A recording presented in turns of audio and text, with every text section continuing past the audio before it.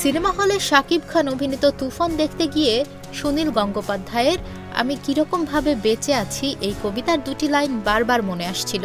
কবিতার সেই দুই ছত্র একটু ঘুরিয়ে বললে, আমি বড় পর্দায় তুফানের সামনে বসে থাকি, তুফানের ভেতরের পশুটাকে দেখব বলে।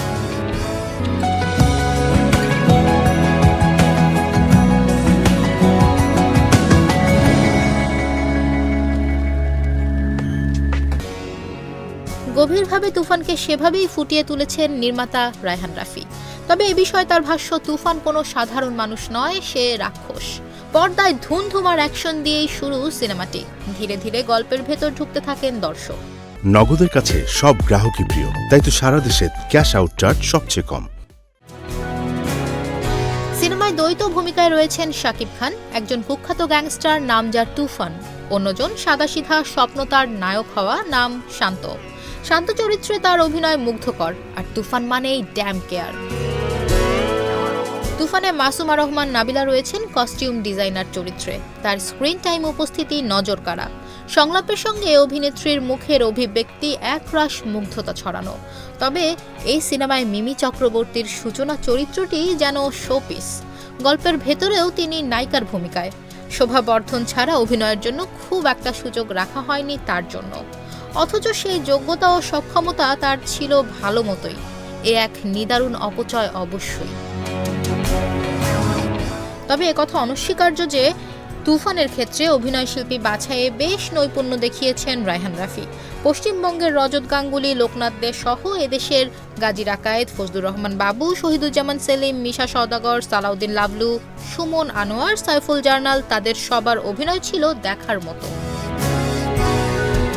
তবে সিনেমাটিতে গল্পের খেলা ঘুরিয়ে দেন চঞ্চল চৌধুরী। স্ক্রিন টাইমে তার উপস্থিতি কম হলেও অভিনয় দেখানোর সুযোগটা তিনি পেয়েছেন এবং বরাবরের মতোই তিনি অনবদ্য। এদিকে তুফানের লুক ও ট্রেলার প্রকাশের পর থেকে কেজিএফ, সালার, এনিমেল কিংবা কারো মতে ডন ছবির কপি করা হয়েছে বলে যেসব চর্চা সামাজিক মাধ্যমে জারি রয়েছে, মূল সিনেমা দেখতে বসলে সেই জায়গায় এক ধরনের মিশ্র অনুভূতির জন্ম হয়। কখনো কখনো ছায়া খুঁজে পাওয়াই যায়, তবে সেটাকে অনুপ্রেরণা বলাই শ্রেয়। বিষয়টি খুবই দক্ষতার সঙ্গে সম্পাদিত হয়েছে, ফলে হুবহু নকল বলা যাচ্ছে না। সিনেমাটির চিত্রনাট্য লিখেছেন আদনান আদিব খান। বলিউড তেলুগুর মতো হিংস্রতা, কমেডি ও বডি ডাবল ট্রেন্ডের মতোই জনপ্রিয় পথকে বেছে নিয়েছেন তিনি, আর রায়হান রাফি হয়তো সেটিকে ফুটিয়ে তুলেছেন নিজের মতো করে। তবে গল্প বলতে গিয়ে তিনি কিছুটা খেই হারিয়েছেন। উপস্থাপনায় একদিকে চমৎকারিত্ব রয়েছে, সেই সঙ্গে কিছুটা দুর্বলতার প্রকাশও লক্ষ্য করা গেছে শেষ দিকে, যখন শান্ত আর তুফান যে কোনো একজনকে বেছে নিতে হয় মৃত্যু। এমনিতে এই সিনেমায় রোমান্টিক গান যেমন রয়েছে, তেমনি রয়েছে দুষ্টু গান, ভার্চুয়াল জগতের ভাষায় আইটেম সং। তুফানের সিনেমাটোগ্রাফি সুন্দর, কস্টিউমও মানানসই। বিশেষভাবে নজর কাড়ে সিনেমাটির আর্ট ডিরেকশন, সেটের কারুকাজ নান্দনিক। এক কথায় তুফানের গল্পকে যদি দুটি ভাগে ভাগ করা হয়, তবে এক ভাগ সরল, অন্য ভাগ লোমহর্ষক। মানুষের ভেতর যে পশুত্ব প্রবৃত্তি রয়েছে, সেটার এক চরম পর্যায়ে উপস্থাপিত হয়েছে এই তুফানে। দর্শকের মনে প্রশ্ন উঠতেই পারে, তুফান মানুষ না অমানুষ? তবে গল্প সম্পর্কে এখানে বেশি কিছু বলছি না, বরং পর্দার শান্তর সুর ধরে বলবো, বাকিটা বড় পর্দায়।